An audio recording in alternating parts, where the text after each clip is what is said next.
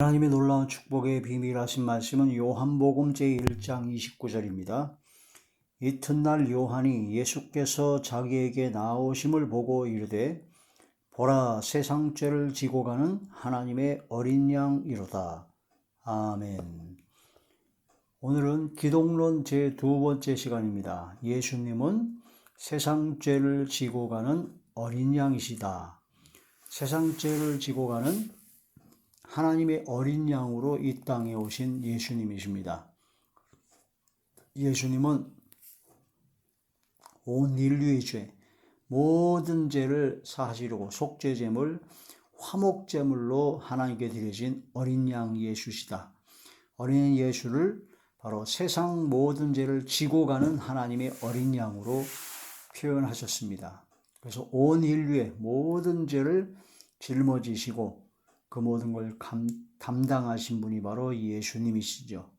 그 예수님, 예수 그리스도, 어린 양 예수 그리스도, 주님을 믿어야 됩니다. 주님을 영접해야 됩니다. 주님 은혜에 감사해야 됩니다.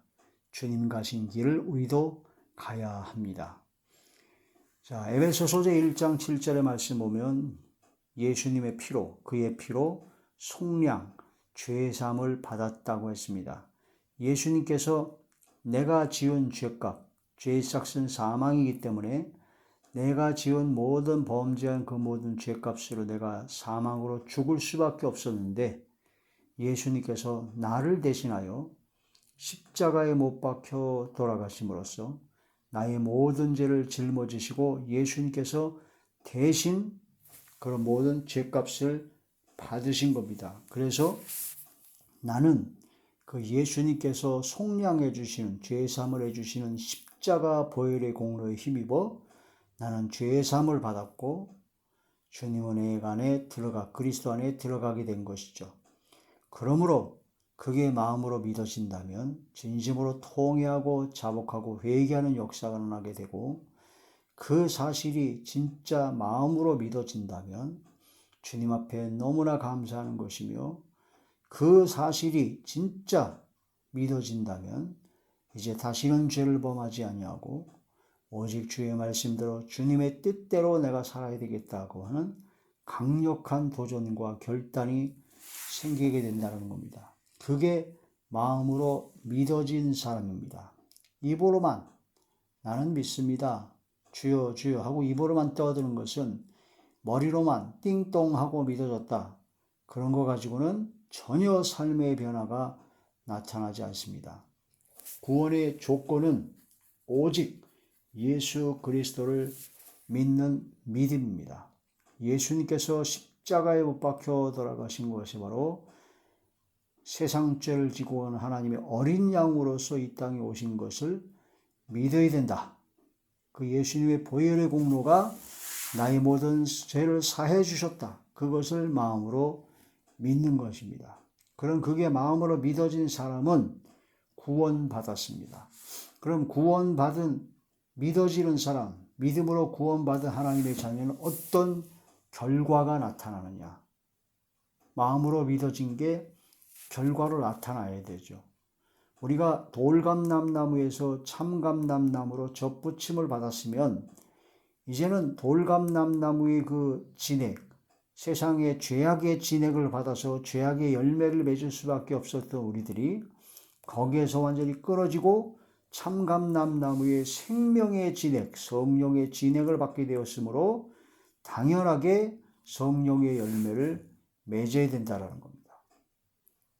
입으로는 내가 구원받았다, 입으로는 내가 믿음으로 구원받았다, 믿어졌다 그러는데 그 열매가 아직도 돌감람나무의 죄의 열매를 맺고 있다면 그건 믿어진 것이 아닙니다. 안 믿어진 거죠. 입으로만 믿는 것이고 거짓말을 한 겁니다. 자기 착각에 빠진 겁니다. 그래서 구원의 조건은 오직 예수 그리스도를 믿는 것, 세상 죄를 지고 가는 하나님의 어린 양으로서 그 피의 공로에 인해서 모든 속량 죄사함을 받았다는 걸 마음으로 믿는 것이 구원의 조건이요, 유일한 조건이죠. 그리고 구원을 받았다면 이제 열매로 삶의 열매가, 삶의 변화가 나타나야 된다 하는 그런 말씀이 되는 겁니다. 자, 세상 죄를 지고 가는 하나님의 어린 양, 바로 모든 죄의 속량을, 죄사함을 완전히 이루신 예수 그리스도십니다. 예수님의 그 보혈의 피로 사망 권세를 깨뜨리고 3일 만에 부활하시고 승리하신 예수님께서는 만왕의 왕이요 만주의 주로서 우리를 이끄시고 승리의 승리를 거듭하여 이 마지막 때 영원한 초소로, 영원한 천국으로, 영원한 세계로 우리를 이끌어 주실 것입니다. 그 예수님을 믿고 믿음으로 승리한 삶이 되어야죠. 만왕의 왕이요 만주의 주가 되신 나의 왕 나의 주 나의 아버지 하나님 예수 그리스도, 요한계시록 17장 14절에 만왕의 왕이요 만주의 주가 되신 예수님을 어린 양 예수로 나타내고 있습니다. 이사야서 53장 6절에서 7절을 보면 우리 모두의 죄악을 담당시키셨다고 하셨습니다. 우리 모두의 죄악을 대신 짊어지시고 골고다 언덕 십자가를 지신 것입니다. 그게 마음으로 믿어져야 됩니다. 어떤 찬양 사역자 하시는 분은 교회를 다니고 모태신앙으로 교회를 다녔는데 그 사실이 지식으로나든가 여러 가지를 다 믿어졌대요. 지식적으로나 하도 교회를 다니기 때문에. 근데 그게 완전히 마음으로 믿어지는 실감나는 그런 것이 체험이 없었는데 어느 순간 하나님 앞에 기도하다가 예수님께서 십자가에 못 박혀 돌아가신 것이 바로 우리 모두의 죄악, 바로 나의 죄악을 대신 담당하시려고 십자가의 그 모든 고통을 받으셨다는 것이 마음으로 믿어졌다고 합니다. 그때 어떤 현상이 일어나느냐? 그게 마음으로 믿어지니까 자신의 가슴을 쥐어뜯으며 왜? 라고 소리 질렀다고 하더라고요. 왜? 아니, 내가 지은 죄로 내가 죽어야 되는데 왜 아무 죄가 없으신 예수님께서 십자가를 지셔야만 되겠습니까? 라고 너무나 가슴 아파서 가슴을 쥐어뜯고 왜 그러셨습니까? 왜 그러셨습니까? 라면서 통곡하며 어느 시간까지 했는지 모르지만 아무튼 통곡하며 우는 엄청난 회심의 역사가 일어났다고 합니다. 그게 정상이죠. 그런 회심의 역사, 가슴을 쥐어뜯으며 왜라고 하면서 예수님의 그 십자가 사건이 완전히 마음으로 믿어질 때 그분이 어떻게 될까요? 그렇게 통에 자복하고 회개하고 나서 감사와 기쁨이 넘쳐나고 이제는 예수님을 나의 구주로 모시고 예수님의 뜻대로 살겠습니다라고 하는 결단을 내리고 행동하게 되겠죠. 그리고 행동하다 보면 환경과 여건이 어려워서 또 여러 가지 문제가 있어서 시들해질 수도 있지만 다시 또 주님의 은혜와 은총에 감사함으로 다시 또 힘을 내서 다시 갈 수가 있는 겁니다. 그게 정상적인 믿음의 길입니다. 근데 띵동하고 믿어졌는데 그런 통에 자복하는 회개도 없고 믿어졌다고 하면서 마음으로 믿어졌대요. 믿어져서 구원 받았대요. 나는 천국 갈 거래요.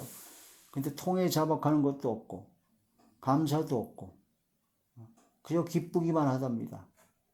그래서 삶의 변화도 없고 그게 과연 믿는 것일까?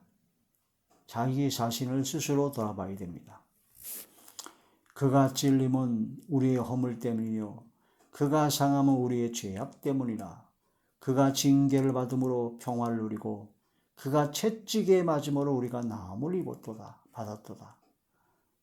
이 말씀을 생각하면 생각할수록 그 예수님의 고통이 바로 내가 당해야 될 고통인데 아무 죄 없으신 예수님께서 당하신 겁니다.